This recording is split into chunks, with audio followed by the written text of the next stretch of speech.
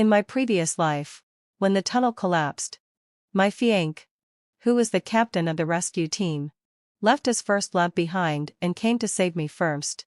Even though later Cynthia jumped off at all building and sprained her hand.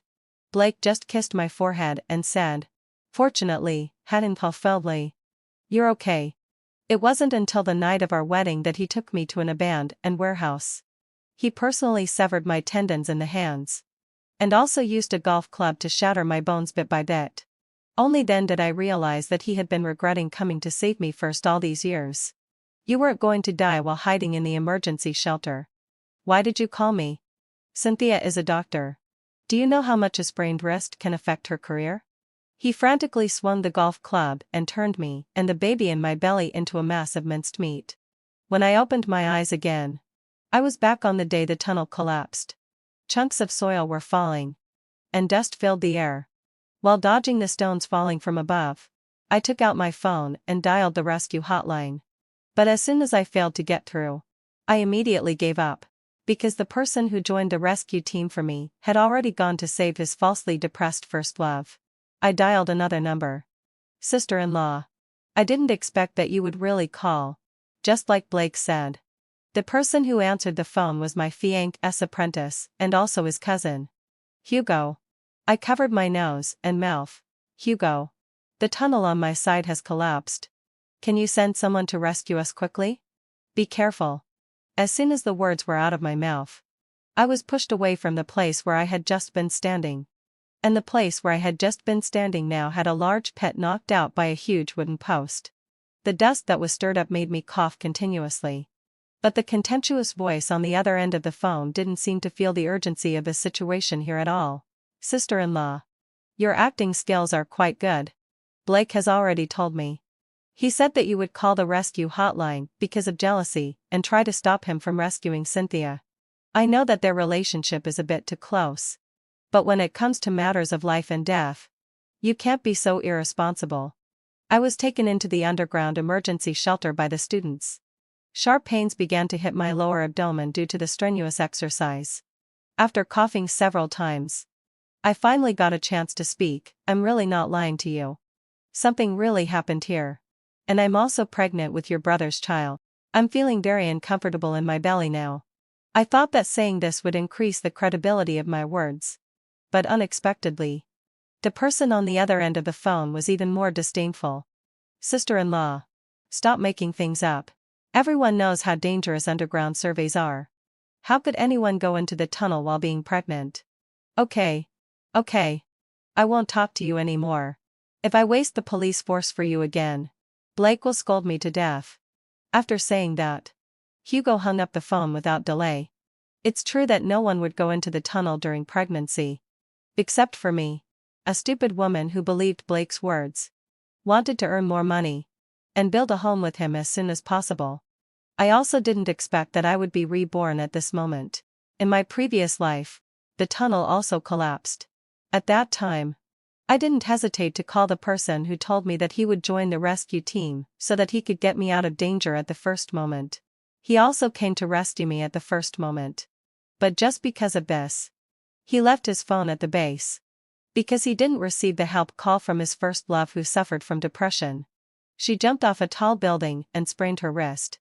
In the end, she had to recuperate for 3 months and missed the once-a-year promotion opportunity. After narrowly escaping death, I held Blake and wept with joy. I didn't notice at all the look in his eyes as if he were looking at the enemy who killed his mother. On the day of our wedding, I wore the carefully selected wedding dress and married the man I had loved for 6 years. But just when I thought I would have a happy home, on the night of the wedding, he dragged me like a dead dog to an abandoned warehouse on the outskirts of the city. He personally severed the tendons in my hands. In the cold winter, he made me, who was only wearing my underwear, kneel in front of Cynthia, who was wearing a shawl and a fluffy hat, and apologize. But until I died, I still couldn't figure out what I had done wrong. Was it wrong to call him at a critical moment of life and death? Or was it that I, who had little contact with Cynthia, caused her to suffer from depression? Blake ferociously broke all the bones in my body with a golf club. He also smashed me and the baby in my belly into a mass of mud and minced meat. Then, Lenato Mausai. He disgustedly threw away the golf club in his hand. Hugged Cynthia, who said it was so bloody and disgusting, and comforted her softly. He completely ignored me. His wife, who was covered in blood and carrying his child. After learning that Blake had also been reborn, I knew that it was useless to call him. But I didn't expect that he really hated me so much that he even told his teammates that I was lying. I sat down in the corner, protecting my aching belly. In the face of life and death, impatience and unease were constantly fermenting among the crowd. Some colleagues who heard my conversation with Hugo began to blame me. Why did you go into the tunnel when you're pregnant? The emergency shelter is only so big. We don't know when the rescue team will come. With one more person, we'll have less food. Exactly. And from the tone of the rescue team, it's clear that they refused to come and save us because of Yvonne. She's really causing trouble for others. When we get out, I must report to the leader. People who don't care about the safety of their colleagues' lives for the sake of performance should be directly fired. The one who spoke last was my colleague who lost to me in the competition for the position of department head this year. The colleagues in the emergency shelter vented their anxiety by criticizing me. And all kinds of illusory accusations began to be piled on me.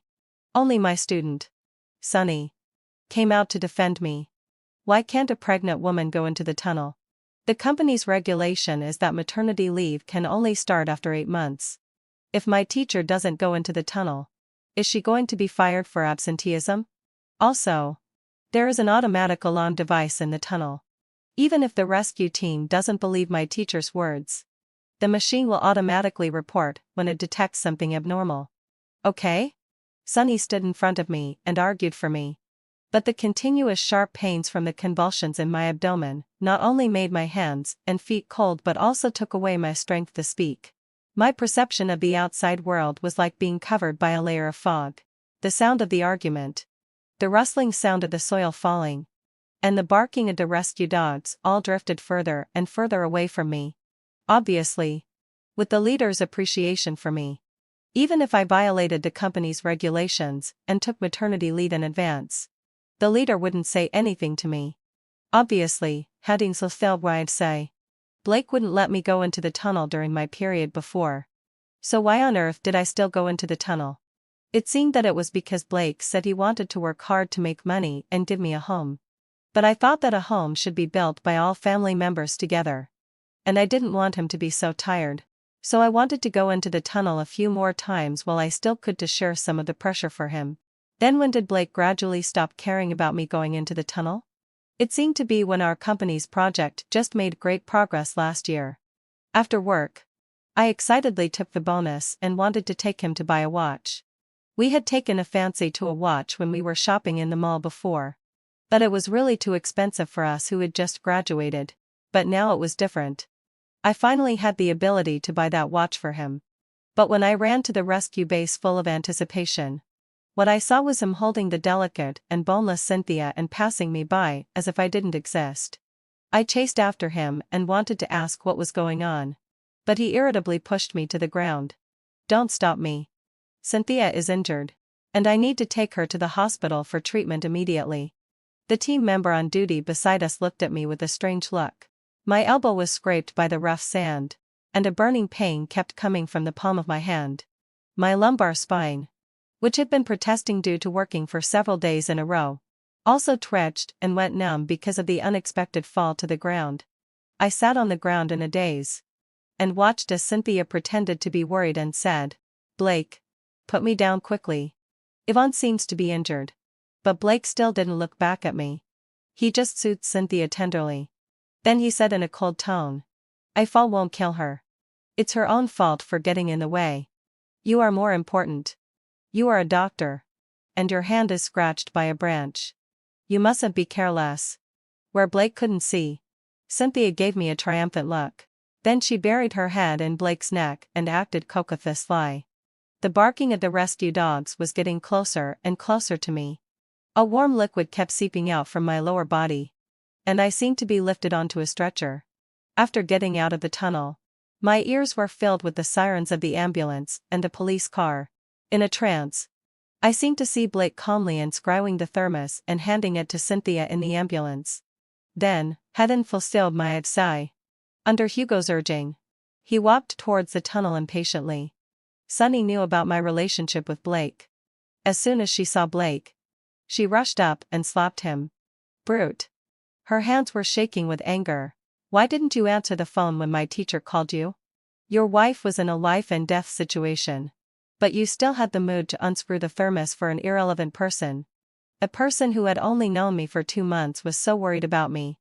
But my fiancé, whom I had loved for 6 years, didn't care about me at all.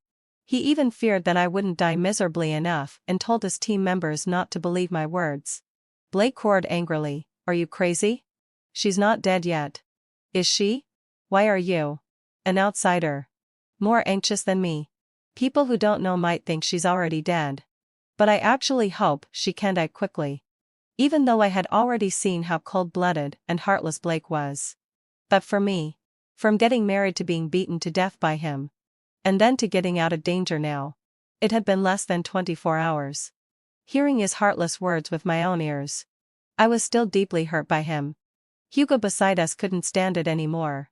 "Brother, how can you say such things about sister-in-law? Didn't you say that sister-in-law was lying? Why did the tunnel really collapse?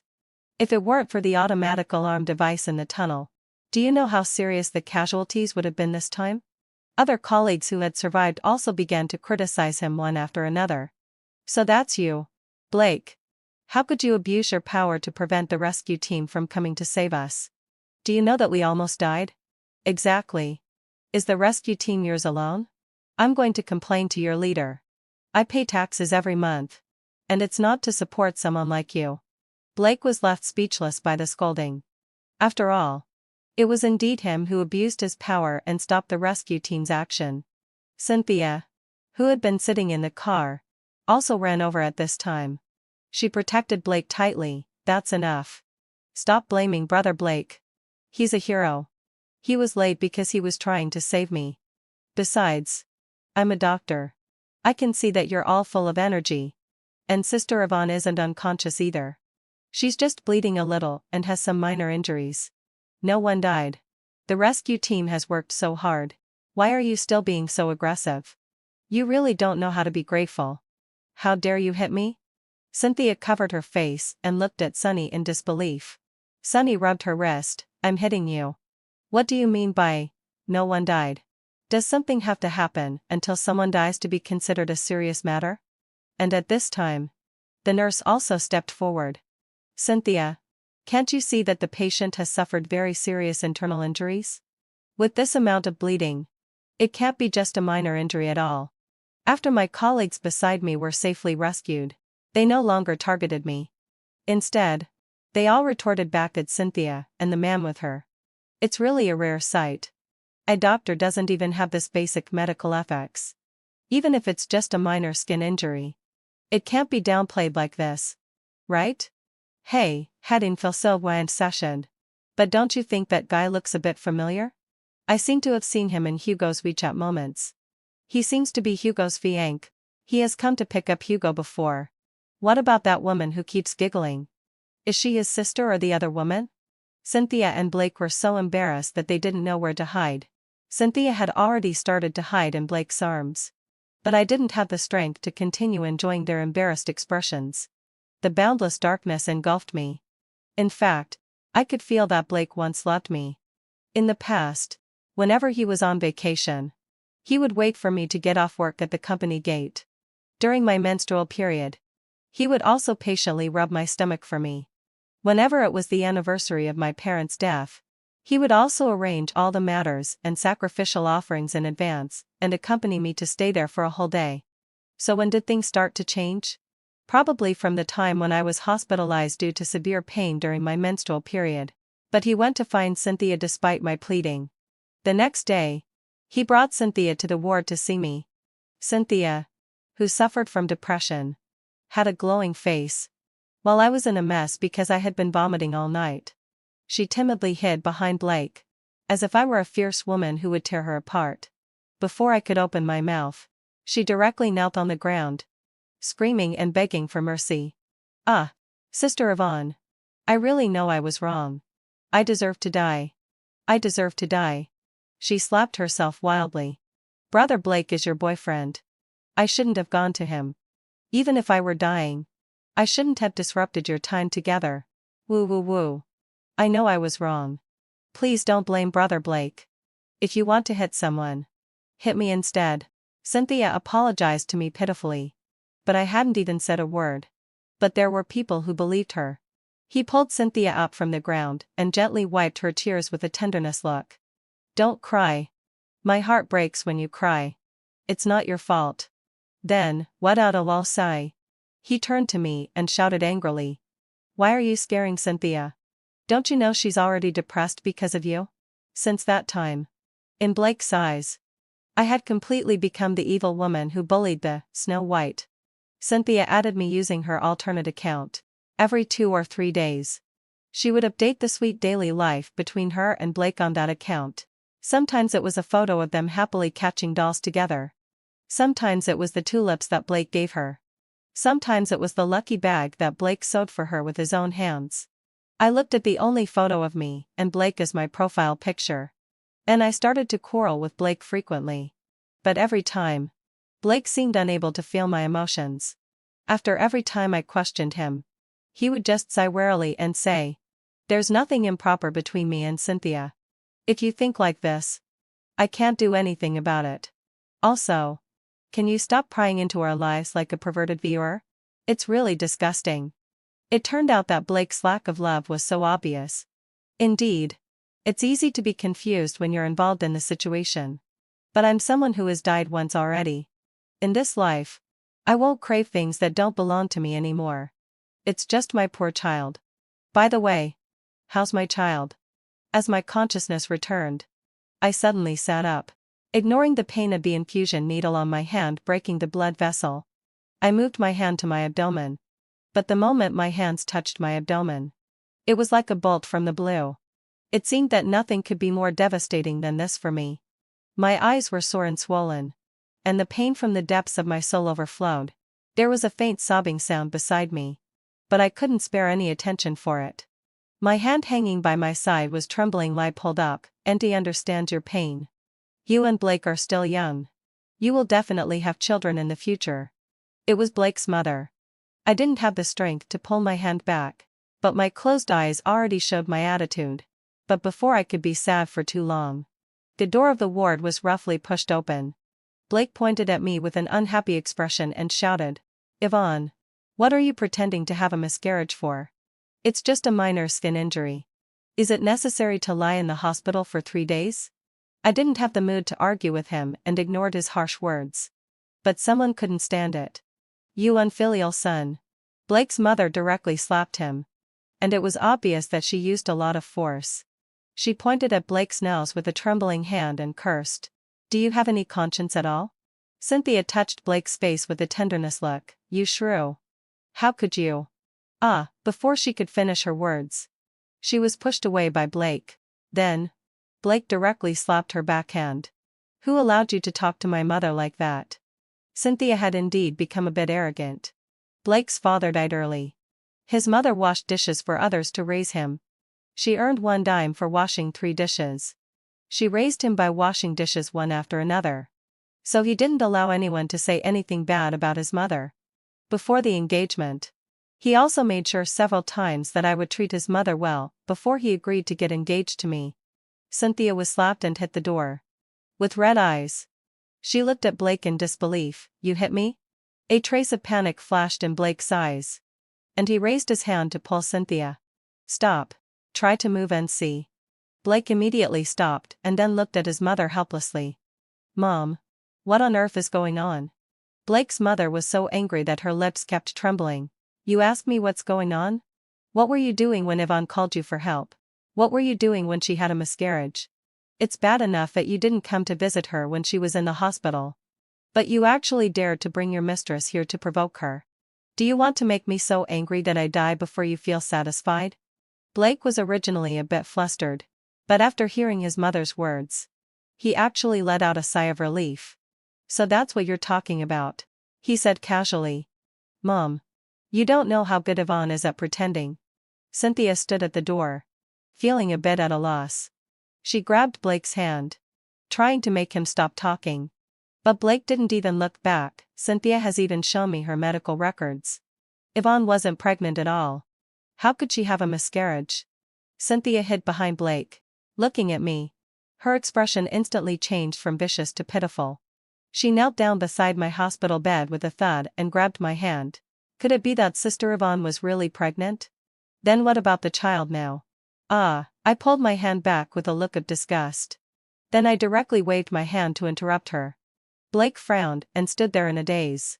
It seemed that he didn't expect that I was actually pregnant. And after being slapped by me, Cynthia cried even more pitifully. It's all my fault. I wish I were dead. I shouldn't have asked Brother Blake to save me that day. Anyway, I'm the only one left in my family. How could I have disrupted the happy life of your family of 3? This time, Blake didn't hesitate anymore. He squatted down to comfort Cynthia. Then he turned to me and questioned, "Can you stop targeting Cynthia all the time? It's also possible that there was a problem with the hospital regarding the medical records. Cynthia is such a kind person. How could she frame you? On the contrary, since the day she came back from abroad, you haven't been able to stand seeing her well. She has already tried her best to keep a distance from me. Why are you still pushing her to the point of getting depression? Also, heading for session. If we want to have a child, we can just have another one. Don't blame Cynthia for a dead embryo. It was you who insisted on going down the tunnel. Don't take out your own incompetence on others. Okay? How blindly infatuated was I before? Even now, he still thought that I would marry him and have children with him. I didn't want to listen to their nonsense anymore. I gave Blake a look of disgust and said, "Let's break up." As soon as these words came out, the smile on Cynthia's face couldn't be suppressed anymore. But Blake was like a man who had lost his soul. He stood there in a daze, and the muscles on his face were faintly trembling. Because in my eyes, the endless love and tolerance that used to be there had long been replaced by hatred. But then, he sneered disdainfully, "Yvonne. So after all this, you just wanted to say this? What? You couldn't threaten Cynthia. So now you're trying to threaten me?" After hearing my words, Blake's mother no longer remained silent. "Yvonne. Let's talk things out. There's no need to reach this point. If you don't like Cynthia, I will definitely not let Blake have any contact with her in the future." Blake's mother pleaded with me humbly not to break up. But Blake became more and more confident after realizing something. In fact, his confidence was given to him by me. Because during the time I was in love with him, whenever we had any differences of opinion, we would solve them by arm affirming. As a liberal arts student, how could I possibly beat the captain of a rescue team? But I deliberately lost to him. My parents died in a car accident when I was 5 years old. I experienced 13 years of living under others' roofs. I was often passed around like a ball among my relatives. So I really wanted to have a home. Even if this home required me to make compromises step by step. Even if this home was designed entirely according to someone else's wishes. But I didn't care. But this time, I no longer want such a home. Auntie, you don't need to persuade me anymore. Instead of wasting this time, you might as well ask him to find the next one quickly. Isn't it better for us to part ways amicably? Also, Blake's face became more and more unpleasant. It seemed that he really realized that I wasn't joking with him. But I didn't want to consider his feelings anymore. Also, I have never met Cynthia privately. Every time we met, you, Blake, Reg, were always there. Then, when out, may I ask how could I have made her depressed right under your nose? Blake seemed to have finally found a chance to speak. He turned the phone screen towards me with an excited expression and said, "All this time, you have been secretly sending threatening text messages to Cynthia. And you have always come to the hospital to spread rumors that she is interfering in our relationship." I stared at the phone screen for a few moments and then sneered. "Have you forgotten? I never use a full stop when I send messages." Looking at Blake's stiff face, I said calmly, "Also, hadn't feel so bad. May I ask if she has any evidence for the claim that I went to the hospital to spread rumors? Did you just conclude that I went to the hospital to slander her based on her verbal accusation? Or did she show you any videos or recordings? After hearing my words, Blake seemed to lose all his strength in an instant. The big man, who was 1.9 meters tall, stood there at a loss. Like a child. He looked at his mother in a panic, seeking help, but Blake's mother had already lowered her head in shame. His eyes were red, and he looked at me blankly. But when he met my cold gaze, he turned his head away as if pricked by a needle. As he turned his head, he just happened to see Cynthia, who was crawling towards the door, trying to sneak away. "It's you." He rushed over and grabbed Cynthia by the throat. Blake slammed the door shut with a ferocious expression. "Trapping Cynthia, it's all your fault. Why did you forge the medical records? Why did you lie to me and say that Yvonne threatened you?" Cynthia clutched her shoulder in pain, her lips trembling continuously. Yet she couldn't utter a single word. Blake seemed like he had gone crazy. He grabbed her shoulders with both hands, shaking her and shouting questions. "Why did you call me for help? Why couldn't you just die quietly? Why didn't I go to save Yvonne in time?" Cynthia was so frightened by his neurotic questioning that she kept screaming. The commotion in the ward attracted the nurses outside. When the security guards and Blake's mother managed to pull Blake away from Cynthia, Cynthia's face had turned livid from being choked by him. Tears welled up in the corners of her eyes, and she lay on the ground, clutching her neck and coughing continuously.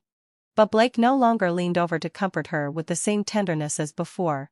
He even took advantage of a moment when the security guard was relaxed and kicked Cynthia hard in the stomach. Cynthia was kicked so hard that she lost her voice instantly. It took her a long while to come to her senses. She started rolling on the ground, clutching her stomach. "My stomach, my stomach. My stomach hurts so much." Dark red liquid slowly seeped out from her lower body. She must have realized it too. After a brief moment of stunned silence, despite the pain in her stomach, she crawled to Blake's feet. "Brother Blake, I didn't do it on purpose. I did all this because I love you so much." Her words didn't make sense. "And I'm already pregnant with your child. Since Sister Yvonne hates me so much, I don't want this child either. Can't I make it up to her? Please forgive me. Okay? I really like you." Blake turned around in a panic and looked at me. "I didn't. Yvonne. You have to believe me. I didn't touch her." I lay on the bed with a cold stare, watching this dramatic scene unfold, feeling no emotion in my heart at all. Seeing that Blake ignored her, Cynthia became even more persistent and hugged his leg tightly. "Brother Blake." "Ah." Blake kicked her away with a look of disgust on his face. "Get lost. I didn't touch you at all. Don't wrong me." Then, let out a low sigh. He couldn't wait to break free from the security guard's hold. Knelt down beside my bed, and tried to take my hand. I hid my hand under the quilt as quickly as lightning, as if avoiding the plate. Ignoring the hurt look in his eyes, I said coldly, "You get lost too." It seemed that he was stung by the disgust in my eyes. Blake retracted his trembling hand. "Yvonne, I know I was wrong. Can we not break up? I was bewitched by Cynthia. Please give me another chance. I promise I'll turn over a new leaf, okay?" There was nothing but pleading and regret in Blake's eyes at this moment. "I'm sorry. Yvonne. I'm sorry. Please give me another chance. We're already engaged. It's just that." "Stop talking." I interrupted him. I was afraid that if he spoke for even one more second, I would be so disgusted by his words that I would vomit. "According to what you said, you actually didn't do anything wrong at all. And it's all Cynthia's fault. Right? Do you think that as long as you belittle Cynthia enough, I'll get back together with you?" Blake's chapped lips trembled continuously. I sneered. "Stop daydreaming. You two are equally disgusting in my eyes. What's more, I don't have the hobby of collecting trash." After hearing my words, Blake seemed to lose all his vitality in an instant. He slumped his shoulders and looked at me with a defeated expression on his face. He choked up. "I was wrong. I really know I was wrong. We were so happy before. Why did we end up like this?" He curled up on the ground, wailing in pain, as if he had lost the love of his life. But I couldn't be bothered to look at his pathetic appearance anymore. It's already good enough that I didn't treat him the way he treated me. As for love, that's absolutely impossible. The police received the report. They came and took both Blake and Cynthia away for investigation. Originally, I was also supposed to go to the police station with them to give a statement. But considering my physical condition, in the end, only a female police officer was left in the ward to assist me in giving a statement. After hearing my oral account, that tall, cold, and capable female police officer couldn't help but mutter the word idiot. Then she put away the notebook for taking down the statement. Before leaving, she said to me seriously, "Sister, congratulations on getting out of the abyss and starting a new life." I smiled back at her. "Thank you." After being discharged from the hospital, my leader told me that there was an opportunity for an overseas assignment. She originally had me in mind as the candidate for the assignment, but she held back from telling me because she was worried about my pregnancy before. Now she asked me if I was willing to go to City S for further study for 3 years. As long as I return to my original position after the 3-year period, I can take over her position. Of course, I readily agreed to this. I thought that my entanglement with Blake would end there. But I don't know where he got the news that I was going on an overseas assignment. He actually came to block me downstairs at my company the day before I left. I heard that both he and Cynthia had been fired. Cynthia was fired because she always tried to seduce male patients from wealthy families during her work, and Blake was fired because he abused his power and wasted precious rescue time. Actually, they were originally just dismissed from their positions. But because of the joint complaints from the public, the two of them, driven by their own selfish desires, showed no regard for their professional ethics at all. So in the end, they left in disgrace. After not seeing him for half a month, Blake seemed to be shrouded in a layer of dark clouds. The high-spirited look of the former rescue team captain was nowhere to be seen. Endless pain and regret overwhelmed him. Blake said in a hoarse voice, "Yvonne, I'm here to pick you up from work." With that, he took out the tulips that he had been hiding behind his back. But as soon as I saw what he was doing, I couldn't get away from him fast enough. There was so much sadness in his tone. "Yvonne, do you really hate me that much?" Blake had never given me his fiancée a single flower. On the contrary, it was Cynthia. She often showed off on the secondary account that she added me on the various flowers that Blake gave her. I pinched my nose in disgust. "Sorry, tulips are the flowers that Cynthia likes."